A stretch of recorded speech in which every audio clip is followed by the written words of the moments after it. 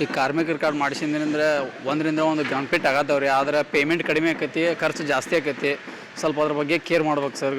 ಈ ಮಕ್ಕಳ ಎಜುಕೇಷನ್ ಸ್ವಲ್ಪ ಅದೊಂದು ಸ್ವಲ್ಪ ಪ್ರಾಬ್ಲಮ್ ಇರ್ತೈತೆ ರೀ. ಒಬ್ರಿಗೆ ಆಕೈತಿ, ಒಬ್ರಿಗೆ ಆಗಂಗಿಲ್ಲ ಕೆಲಸಕ್ಕೆ. ಸ್ವಲ್ಪ ಆದಷ್ಟು ಸಹಾಯ ಮಾಡಿದ್ರೆ ಒಂದೇನು ಹೆಲ್ಪಿಂಗ್ ನೇಚಿಂಗ್ ಆಗೈತೆ ರೀ. ಈಗ ದೊಡ್ಡ ದೊಡ್ಡ ಸಾಹುಕಾರಗಳು ನಮ್ಮ ಕೆಲಸ ಮಾಡಿಸ್ಕೊಂತಾರೆ, ಕೊಡ್ತೇವೆ ಅಂತೇಳಿ ಲಾಸ್ಟಿಗೆ ಪೇಮೆಂಟು ಕೊಡೋಂಗಿಲ್ಲ. ಒಟ್ಟು ಕೊಟ್ಟಷ್ಟು ಅವ್ರು ತೊಗೊಂಡಷ್ಟೇ ಕಳಿಸ್ತಾರೆ. ಸ್ವಲ್ಪ ಆದಷ್ಟು ಹೆಲ್ಪಿಂಗ್ ನೇಚರ್ ಅದು ಚಲೋ. ಆ ಟೈಮ್ದಾಗ ಇವ್ರು ಮಾಲಕರದು ಏನು ಕೇರ್ ಮಾಡಂಗಿಲ್ಲ ರೀ. ನಮ್ಮ ಯಾರು ಕೆಲಸ ಕರ್ಕೊಂಬಂದು ಹಚ್ಚಿರ್ತಾರೆ ಅವರೇ ನೋಡ್ಕೋಬೇಕು. ಇವೇನೋ ಸ್ವಲ್ಪ ಲೇಬರ್ ಕಾರ್ಡ್ ಇದ್ರೆ ಎಲ್ಲಿಂದ್ರೆ ಏನರ ಸ್ವಲ್ಪ ಹೆಲ್ಪ್ ಆಕೈತೆ ರೀ. ಸ್ವಲ್ಪ ಹೆಚ್ಚಿಂದ ಇನ್ನೊಂದು ಸ್ವಲ್ಪ ಆಗಲಿ ಅಂತೇಳಿ ಬಿಡ್ಕೊತೀವಿ ಇಷ್ಟೇ ರೀ. ನಂದು ಪರ್ಸನ್ ಅವ್ರು. अस्सलाम वालेकुम। मेरा नाम साबिर अहमद बिस्ती है। मैं रहने वाला हूँ धारवाड़ में। मैं करता हूँ पेंटिंग काम करते 6 साल हुआ।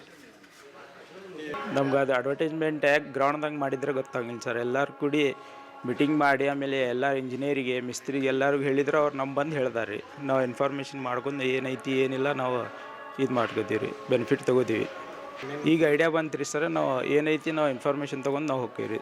ಅಲ್ಲೇ ತೊಗೊಂಡು ಲಾಭ ತೊಗೋತೀವಿ, ಬೆನಿಫಿಟ್ ತೊಗೋತೀವಿ ರೀ. ಅದೇ ಸರ್, ನಮ್ಗೆ ಅದು ಏನಾರು ಗೊತ್ತಾತಂದ್ರೆ ನಾವು ಅಪ್ಲಿಕೇಶನ್ ಹಾಕ್ತೀವಿ. ಆಮೇಲೆ ನಾವು ಏನು ಬೆನಿಫಿಟ್ ಸಿಗ್ತೈತಿ ಅದು ತೊಗೋತೀವಿ ರೀ ಸರ್. ನಮ್ಗೆ ಏನು ಗೊತ್ತೇ ಇಲ್ಲ ಅಂದ್ರೆ ಮತ್ತೆ ನಾವು ಫೈದಾನ ಹೇಳ್ರಿ ತೊಗೊಂಡು. ಇಷ್ಟು ಎಲ್ಲ ರಿಸ್ಕ್ ತೊಗೊಂಡು ಮಾಡ್ತೇವೆ ಸರ್. 2 ಫ್ಲೋರ್ 3 ಫ್ಲೋರ್ ಮ್ಯಾಲೆ ಹತ್ತಿ ಸಿಡಿ ಆಮೇಲೆ ಝುಲಾಗಿಲ್ಲ ಬಿಟ್ಟು ಮಾಡ್ತೀವಿ. ನಮ್ಗೇನು ಬೆನಿಫಿಟ್ ಬೇಕು ರೀ, ಲೈಫ್ ಇನ್ಶೂರೆನ್ಸ್ ಬೇಕು, ಆಮೇಲೆ ಹಾಸ್ಪಿಟಲ್ ಖರ್ಚು ಏನಾರ ಮಾಡಿದಂದ್ರೂ ಅವ್ರಿಗೆ ಧನ್ಯವಾದ ಕೇಳ್ತೀವಿ ಸರ್.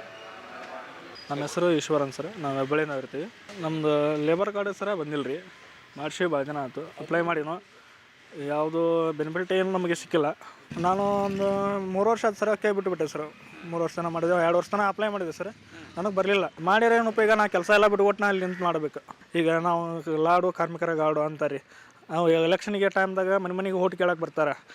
ಈಗ ಕಾರ್ಮಿಕರ ಕಾರ್ಡ್ ಮಾಡಕ್ಕೆ ಅವ್ರು ಮನೆ ಮಠನೂ ಬಂದು ನಮಗೆ ಕೊಟ್ಟು ಹೋಗ್ಬೇಕು. ಅವರು ನಾಡಕ್ಕೆ ಏಜೆಂಟ್ಗಳು ಬರಬಾರ್ದು. ಅವ್ರೇನು ಇದು ಮಾಡೋ ಅಂತಿಲ್ಲ. ಏಜೆಂಟ್ಗಳದ್ದು ಭಾಳ ಕಿರಿಕಿರಿ. ರೊಕ್ಕ ಯಾರು ಕೊಡ್ತಾರಲ್ಲ ಅವ್ರದ್ದು ದೌಡಾಗುತ್ತೆ. ರೊಕ್ಕ ಯಾರು ಕೊಡೋದು ಅವ್ರು ಬಿಗಿತ್ತು.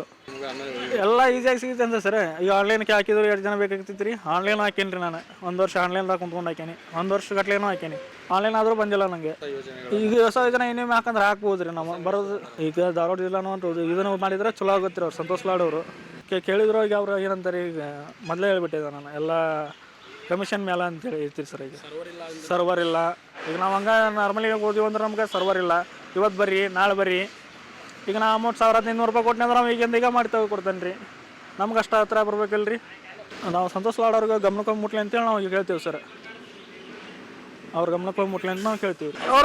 ಅವರು ಮನೆ ಅವರ ಮನೆಗೆ ಹೋಗಿ ಕೊಟ್ಟರೆ ಚಲೋ ಅನ್ಸುತ್ತೆ ಸರ್.